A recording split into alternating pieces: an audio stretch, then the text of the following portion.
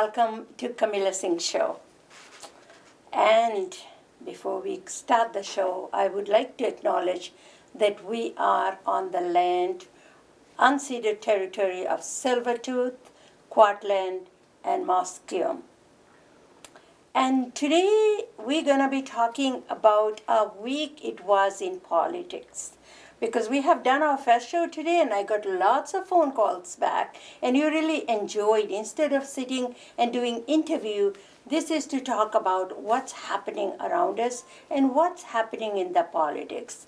People tell me, oh, they are not political, but the air we breathe in, the water we drink, everything has to do with politics. So politics is not a bad word. It's just how we use it. And we use politics to empower and change the society or the thinking of the society.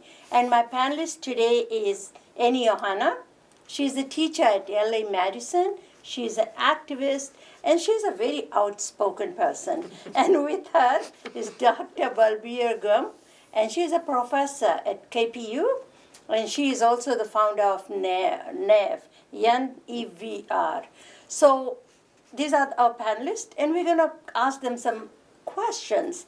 That one question actually came from you, and I'll be asking about that question too. So the first question, both of you, welcome to thank you so much. Political panel. And it's Let's a lot get of into fun. it. Yeah. Yes, let's get to it. So my question now, first one is, Pope Francis is coming to Canada, and he's been confirmed, and he's not visiting BC, and he's going to Edmonton and Halifax, I understand, and meeting with Trudeau and the Governor General.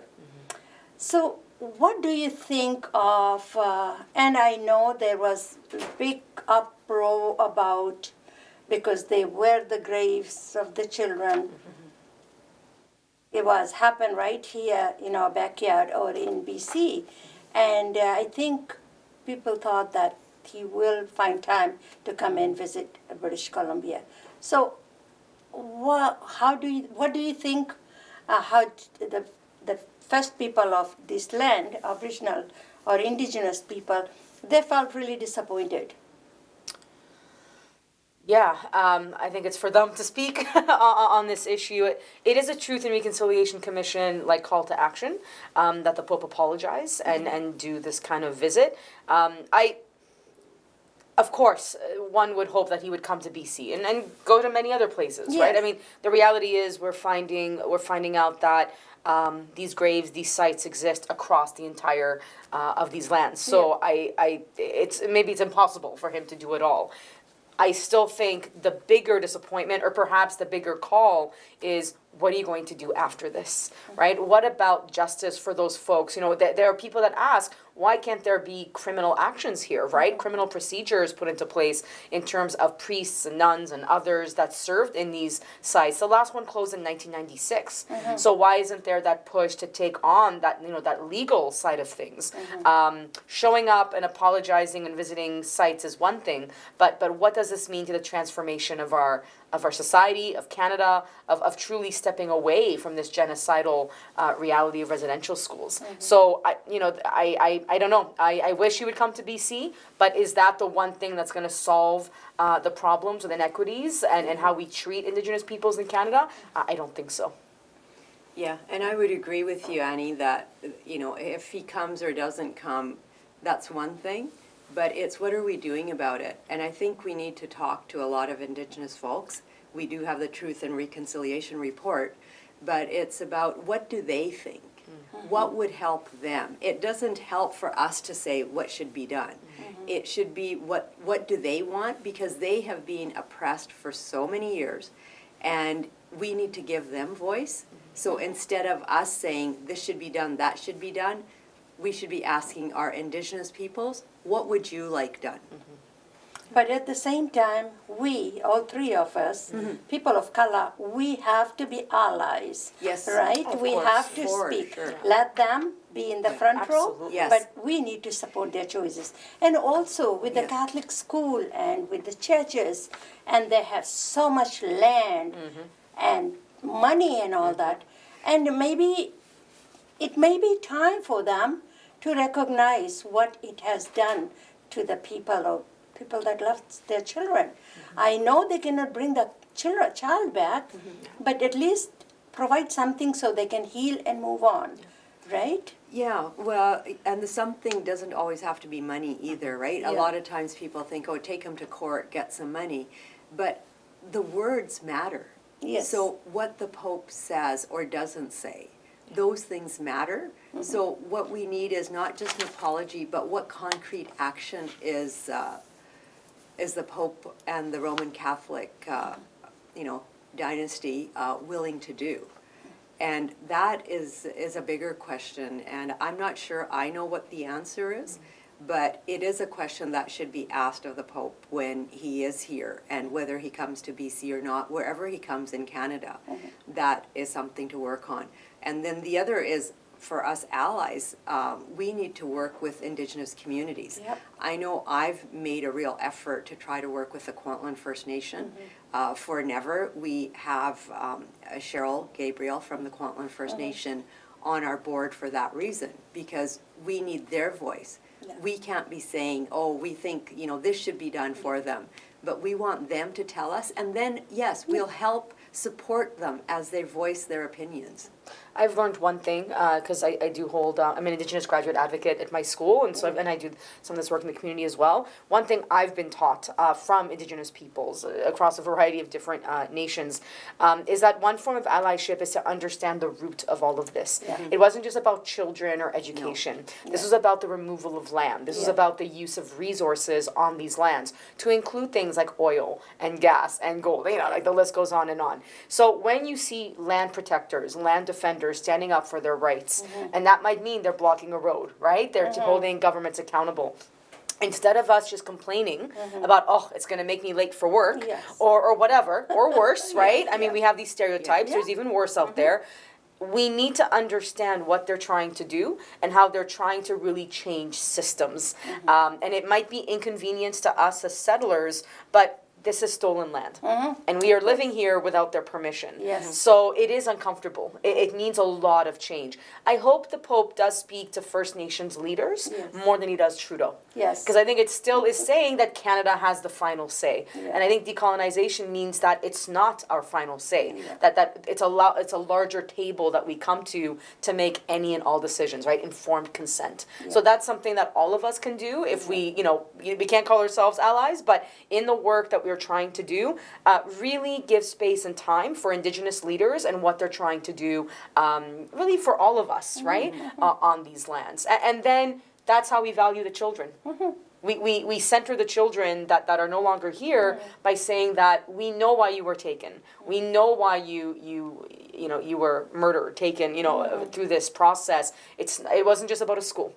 The reasoning for it was a much darker reality. Yes. Oh, yeah, and the darker reality being, let's get rid of the language and the culture, right? And that's something that we have to remember, especially as settlers ourselves and people of color, that it could be anybody that they're trying to oppress, right? And so we have to stand up for all oppressions, because a lot of times people say, oh, well, it doesn't affect me, but actually it does. It does. Because if you can oppress one group, you can oppress the next group. Yes. And nobody will be there to help you if you don't help others. True. And so I think we have to keep that in mind, and do remember that it wasn't just about putting kids in school.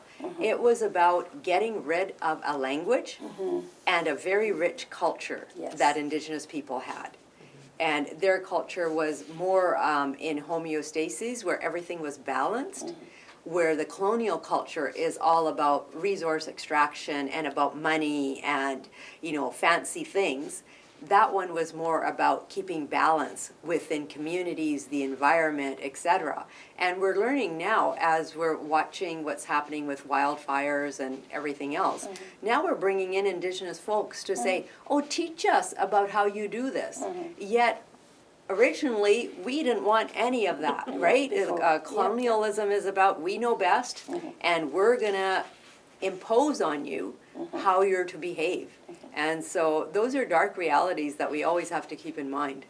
Okay, thank you. And the next question is, Premier John Hogan put a brake on that Royal Museum, which is about $1 billion or $789 million. Yeah. And whether he listened to the people or not, but there was so much pressure for him not to go ahead in a time like everything is so expensive. So do you think, should he has not done it or think about it before? Or do you think this is the right time? At least he knew he made a mistake, and living the times that we are living, this is not a right time to spend that kind of money. I'm not saying the museum is not needed. It is needed. But is it the right time to spend that kind of money when there is so many other things need to be done? Okay, can I answer that? Because I've been involved in the Punjabi Legacy Project, the South Asian Legacy Project, and he's also promised a museum for the South Asian community, right? And so when I look at from that perspective and going, okay, for the Royal BC Museum, because it's an earthquake zone, it is not safe, is why they needed the money to make it more safe. And then they said, well, if we're going to do that, we might as well revise it so it's more inclusive of all people. And I've quite often said, well, let's not make it the Royal BC Museum then. It's just the BC Museum, right? Like we need to think about the name too. Yeah, the name Royal, why that has to become in all the time, Yeah, but when you're looking at history, because that's what museums are. It's past history and it's current practices of what's happening in communities. So there is a role for museums. In terms of budget, I couldn't say because I'm not privy to how government spends money and where it should go or not go. But museums are important so that we understand our history and from the perspective of the people. So that's what all this money was about is, okay, Indigenous folks, let's them lead on what should be in a museum, right? And different folks that live in BC and have made BC what it is today is to point out their history and also what's happening currently. What is the current culture going on and where's it going? So those things are important because they inform our self-concept. If we don't know our roots and who we are, we don't know who we are, right? And that can lead to all kinds of psychological and emotional issues. It also leads to where people don't feel like they belong, drug use, right? And it can lead to systems failures like health, where you've got too many people now trying to get into the healthcare system because they are using drugs, right? So it's not isolated. It's like has to be looked at in a broad framework. And I don't know if that's being done. What I've seen from the outside, and by no means this is not against Premier Horgan or anybody in government, is but we don't see what they see. What we're seeing is public pressure, change. There's no explanation, there's no nothing. Because we don't know if it's a good decision or a bad decision. We don't know that because we don't know the budget and we don't know what else is priority for government. So I think for me, it's important because I come from health that people understand their roots and who they are, but I don't know in terms of whether it should be cancelled or not. But, yeah, I can add very quickly. That was an amazing answer. Yeah, the roots of it are interesting, right? Because you do have this Indigenous context. So well before even the earthquake issues came out in the public, I knew that there were changes that were going to be made, which was very wonderful to hear. So I think the work still needs to be done. I don't think it should be scrapped completely, right? Where it became a major issue was this idea that school seismic upgrades were canceled or put off to the side. When you're talking about students and buildings, I teach in a school, I want to make sure that I'm safe in that building, that children are safe as well. It's fascinating that now we have the FIFA World Cup coming, and that's going to cost several $100 million. There's an Olympic bid that sounds great. It's Indigenous led, but that's going to be very expensive as well. So it's interesting where we put our money. I think it is a good sign of reflection. I think it's good for governments to perhaps, when people have their say, that they do need to listen. And I think that is good, right? So I don't mind the pause. I think there are larger issues, I'm not going to repeat them, that we still need to look at, that we still need to change. We need to bring this museum forward in a better way. It's part of that decolonization. And really to start thinking about some of these things that are expensive. It's our fault that they're expensive because we're choosing the wrong paths. We're choosing to subsidize oil and gas so much. We're choosing to do this. We're choosing to do that. And it's resulting in everything falling apart. Education does matter. Oh, We need to yeah. provide proper funding for that, and museums are part of that equation. Especially when a museum is willing to now change how they do things, it's a very valuable exercise that we need to do. That being said, I think putting not a stop, but like a pause on it was probably the right move at this time. Yeah, and you're right. I mean, government should reflect, and kids do matter, and education matters, and museums are a part of education. But like you said, the seismic upgrades for schools need to be a priority. Yeah. Because that's our future we're housing. It's not just, another building. Yeah. But these are kids, and they're our future leaders, and we have to make sure they're safe. Yeah. Let's talk about changing the subjects. Let's talk about inflation. Inflation is 7.7%. Yes. Everything is gone up. Now, families, I find hard for them. It doesn't matter how much money they bring, or both parents working to put the food on the table. And so this inflation is the last time I think we had something like that in 1980s. And gas price, food price, you name it, everything is going up. What do you think? Right after, for last 2 years we are under lockdown. Yeah. Yeah. Soon as we start opening up, the housing market, they put a freeze on it. They are saying because of the interest rate, the houses are not selling. But it has gone to that point, even 100,000 or 200 or even 500,000 doesn't make too much of a difference. And there is rent, the people that are renting the place, especially Surrey, the cheapest place we used to get places here, but there is zero vacancy rate in here. What do you think of such a high inflation, and how do you think, or is there any way out? Oh, that's very interesting. So if I think through, inflation, I've seen it even much higher. I can remember mortgage rates being 18%. Yes. Okay, so there is still like lots of space in But my that time mind. the houses average was about 200,000. That's right. Yeah, The but housing now it's average about was- over 2 million. You're right. Yeah, I mean, uh-huh. the houses have gone up so much, and as a consequence, then the rents have gone up so much. Because if you're going to buy a property for investment, which is what rentals are, then you're going to have to make sure that your mortgages are covered, because you're not going to be subsidizing someone if you're doing it as a business, right? And so when we look at that, and you look at inflation, what it makes me think of is the average person and work.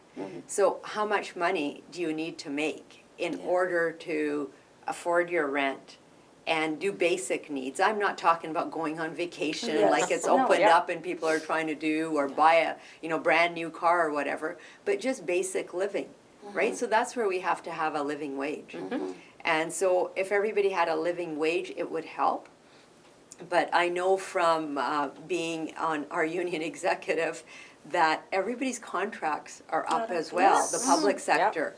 And the public sector is saying, inflation is at 7%. So we need at least 7% to have a zero raise. Yes. Right? And so it's going to be interesting to see how negotiations happen, especially when Labor considers this their favorite government, because NDP has always supported Labor and is supported by Labor. And so to watch that unfold is going to be very interesting. And to deal with inflation, I can only talk about it as a consumer, a community person. I don't know the ins and outs of economics and all that kind of stuff, even though I took it years ago. But right now, what I would say is for all of us to look at, how do we spend our money? So if we're not already watching where our pennies go, and it's not to say you can't spend it, but every one of us should be aware of how much we're paid and where every penny of our money goes. Yes. And then we can figure out what we can afford, and what are things that are just nice to haves that kind of spend money. Like if I think about it, do I really need a Starbucks a day? Right? Like those types of things. So I'm not talking about getting rid of basic things, but things that are not as important. And so if we can do that, and maybe look at, instead of babysitting services, do we have friends, and do they have kids the same age? Can we do play dates? Can we, trade off? Like the olden days, how they used to trade for services. Maybe we can do that, right? So we have to kind of look at how we're going to, as an average person, deal with inflation, because we don't really have control over what the Bank of Canada does and how mortgage rates go and that kind of thing. But I think the other thing would be to be kind and tolerant to each other. And whether, you know, you're a service provider and you're waiting for somebody to pay the bill, or you're a contractor and you're waiting for someone to pay the bill, is just to be kind and considerate as we all make it together and work with each other through this whole process. And I appreciate all of that. I also think that systemically, it's interesting, right? So businesses, you know, whenever they raise a minimum wage, because it was just raised just recently, you still have the side that talks about, oh, this is going to affect business and how can we afford to pay our employees, right? And there's that argument. But now we're realizing, as Balbir just pointed out, watch where your pennies go. Spend less, right? So what is actually happening here? So can businesses actually survive if people stop spending? Or can no longer spend? Of course they can. There's a lot of people out there that talk about our living wage needing to be tied to the highest amount. So for example, if a home is over $1 million average, our minimum wage should maybe be around like $33 an hour, which is very shocking to hear, right? But then you're actually pinning it to where people need to live, right? How to get by. And living wages are not based on savings. They don't include a lot of like basic necessities that a lot of us see today. Living wage is not even that great of a calculation, right? But I find myself like, because I teach sometimes these things in terms of microeconomics, right? You know, how do we speak to our government about, you know, making sure that cost of living is put in place? That companies understand if your own employees can't afford to shop at your business, you are not going to survive. We can lift, and if you're in a union like we are, maybe you can try to bargain for that, right? For other people that don't have that advantage, you know, like really pushing our government to keep that minimum wage going up, right? Like just some basic things like that. The pressures we have right now on us are immense, whether that's war in Ukraine, you know, other realities. And again, I think I might have said this before, but I really do think we need to start pushing more and more for that green economy, because right now, to me, and the housing market, I'm sorry, right? I don't know why we think we should have homes over $1 million. Like that's a topic for another time. But at the same time, when I go to the pump, that really hurts. But I still know those companies are making billions of dollars. So somebody's making money from this. Why are they making money from this? Because it's certainly not helping any of us. It's certainly not helping the working class. Too. You know, 78 cents per dollar gas goes to the provincial government. So they are making money too. I'm looking at the clock. So last question, I have a few more and maybe we'll wait to ask next time. The abortion law next door, USC. Do you think it's going to have impact on Canadians? Because somebody was saying, I was listening to something and they say, if they cough there or you sneeze in USA, you got a flu here. So this is how close we do everything with our neighbor.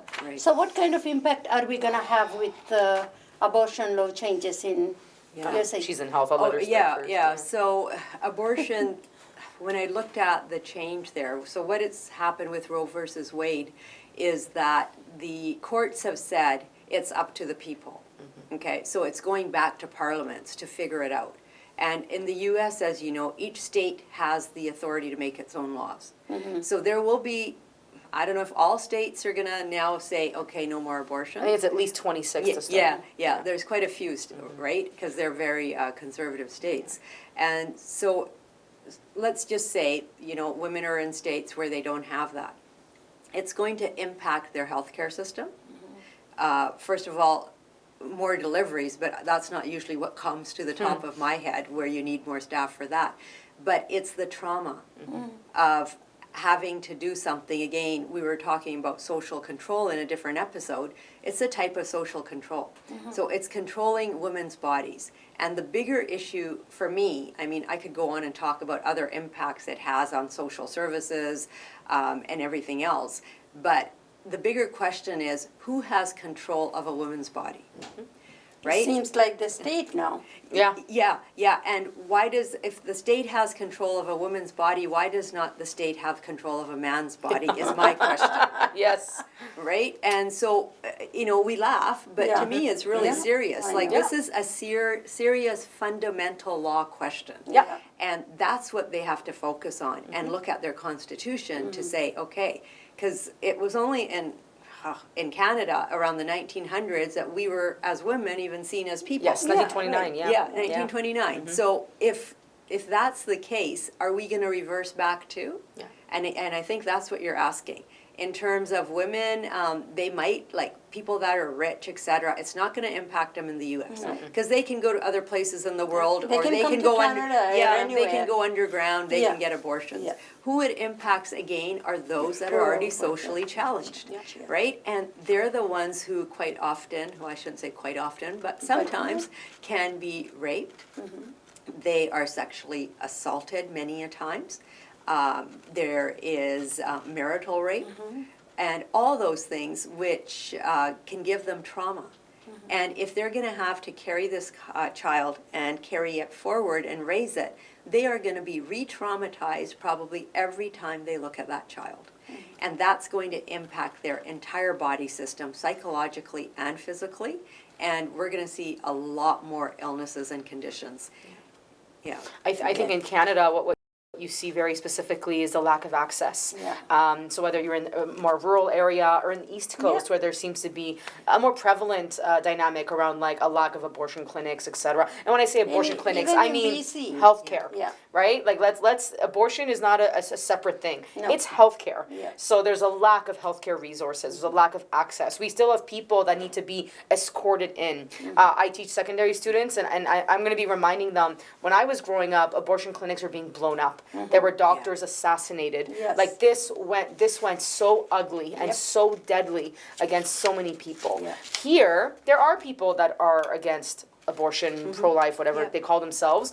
I think it could impact Canada. I think a bigger piece with Roe versus Wade, one of the judges did say, even though he was the only judge, we know that it's a widespread feeling that this is an issue of privacy, an issue about body control.